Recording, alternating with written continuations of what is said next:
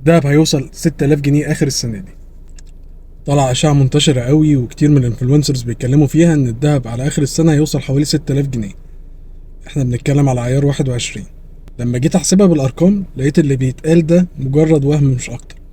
في الاخر معظم المؤسسات الاقتصاديه على مستوى العالم حاليا بتتوقع صعود الذهب ل 2700 دولار للأونصة، وبعض المؤسسات التانية بتتوقع صعوده ل 3000 دولار للأونصة. ده في حالة إن الفيدرال يخفض الاجتماعين الجايين ورا بعض بشكل متتالي بحد أدنى نص في المية لكل اجتماع تقريبا. فلو جينا حسبناها 3000 دولار للأونصة، وحاليا الأونصة عاملة حوالي 2500 دولار، يعني بنتكلم في 20% زيادة. تعال نفترض الأسوأ كمان في مصر، إن الدولار وفقا وبعض المؤسسات الاقتصادية المتشائمة إنه هيوصل لحوالي 52 جنيه، يعني زيادة تقريبا قدرها حوالي 7%.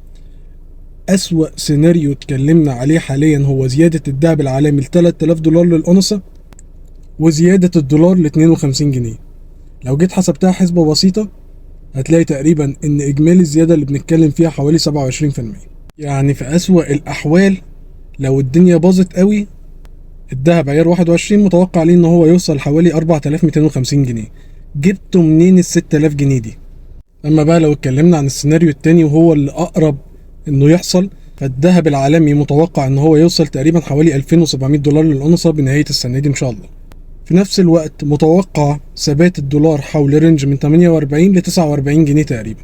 لو جيت حسبتها حسبة بسيطة هتلاقي ان عيار 21 متوقع ليه ان هو يوصل تقريبا حوالي 3700 جنيه. تنساش تعمل فولو عشان ما يفوتكش اي اخبار الفترة الجاية. بص على المصادر هتلاقيها في اول كومنت عندك، عشان ما نبقاش زي الناس اللي بتقول